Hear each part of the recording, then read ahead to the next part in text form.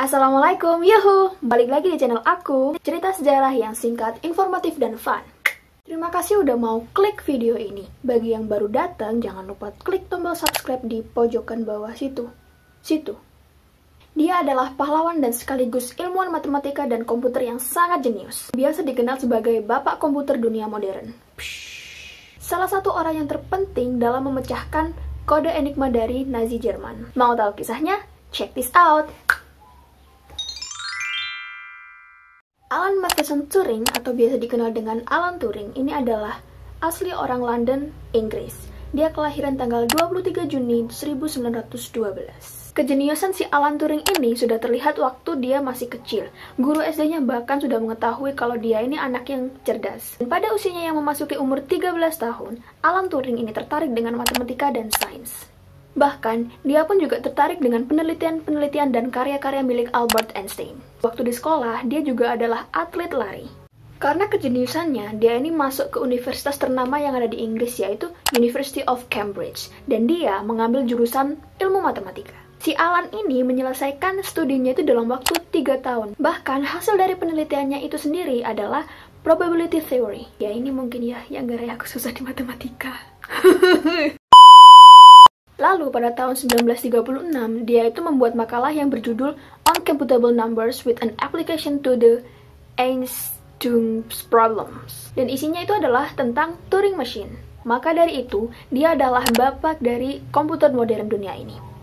Soalnya mesin Turing ini adalah salah satu mesin yang dianggap mampu mengkomputasi apapun itu yang bisa dihitung. Saat pecahnya Perang Dunia Kedua, Alan Turing ini bergabung ke kode pemerintah rahasia dan sekolah Cypher. Di sana, Alan menjadi salah satu orang yang terpenting dalam memecahkan kode-kode yang dikirim oleh Nazi Jerman. Selama hampir 2 tahun, Turing dan tim kecilnya ini membuat mesin yang diciptakan untuk memecahkan kode tersebut bernama Bombe. Bomb.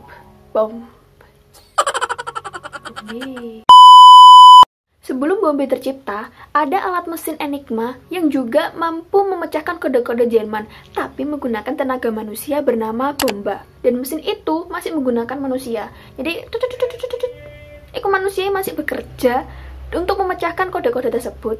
Nah, disinilah prinsip mesin melawan mesin milik Alan Turing itu digunakan oleh aliansinya Inggris. Selama peperangan berlangsung, Bombe ini berkontribusi sangat banyak pada negara-negara aliansi. Setiap bulannya ada 39.000 pesan yang datang terus-menerus dan melejit naik hingga 89.000 per bulannya. 84.000 per bulannya. Puluhan bahkan ratusan nyawa telah terselamatkan oleh alat yang bernama The British Bomb.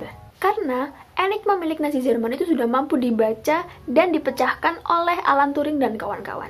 Dan mereka terus melakukan itu hingga Perang Dunia pun berakhir. Dia pun diangkat menjadi salah satu perwira besar yang berpengaruh dalam Perang Dunia Kedua. Di tahun 1949, dia menjadi pemimpin di laboratorium komputasi di Manchester United. Dia jugalah yang menjadi komputer designer dan desain pertamanya adalah Automatic Computing Engine.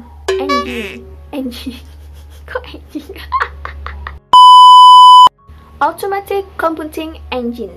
Makanya dari itu, hal-hal yang berbau digital itu adalah berlandasan dari si Alan Turing ini. Akhirnya, Turing mesin yang diciptakan itu bisa berpengaruh banyak kepada proyek-proyek komputer lainnya, hingga saat ini yang pasti. Di sisi lain, dia adalah salah satu pelopor tentang artificial intelligence atau kecerdasan buatan. Dia itu berhipotesis kalau otak manusia itu adalah termasuk salah satu mesin komputasi digital. Ini adalah salah satu langkah awal di mana adanya kecerdasan buatan itu. Ada dalam salah satu jurnalnya yang bernama Computing Machinery and Intelligence. Ketika memasuki tahun 1950, homoseksualitas itu adalah hal yang ilegal di kerajaan Inggris. Bahkan, tindakannya tersebut itu adalah salah satu tindakan yang bisa dianggap kriminal. Karena peraturan itu, Alan tidak bisa dong terang-terangan kalau dia itu menyebut dirinya itu seorang gay. Karena si Alan Turing ini akhirnya ketahuan kalau dia itu adalah homoseksualitas. Dia akhirnya ditangkap pada tahun 1952 dan dia diberi 2 pilihan antara dipenjara atau disuntik estrogen. Dan akhirnya dia pun memilih untuk pilihan yang kedua, yaitu disuntik estrogen dengan melalui obat-obatan kimia selama 12 bulan. tindakan yang dianggap kriminal itu, dia tidak bisa lagi bekerja di pemerintahan lagi. Karena ejekan cemoohan orang-orang sekitarnya, terus menjadi depresi dan juga menjadi tekanan sosial yang berat, akhirnya dia pun meninggal dan tutup usia. Ya, meninggal dan tutup usia betul. Dan akhirnya dia pun meninggal pada 7 Juni 1954. Kematiannya ini masih kontroversi karena ada beberapa yang menyatakan kalau pertama, dia ini meninggal karena bunuh diri karena keracunan sianida. Yang kedua, dia ini meninggal karena obat-obatan yang dia konsumsi. Dan yang ketiga, ada ikut campur pihak lain.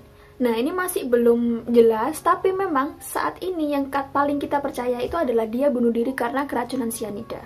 Pada tahun 2009, pemerintah Inggris melalui Gordon Brown meminta maaf secara resmi kepada Alan Turing. 4 tahun kemudian, 2013, Ratu Elizabeth II memberikan pengampunan kepada Alan Turing atas pencapaiannya yang membantu kerajaan Inggris untuk memenangkan perang tersebut. Dari 1954 hingga 2019, pemerintah merahasiakan kinerja Alan Turing dan kawan-kawannya ini ke publik. Kenapa? Karena menurutnya itu adalah hal yang sangat rahasia dan tidak boleh dieksplor ke siapapun.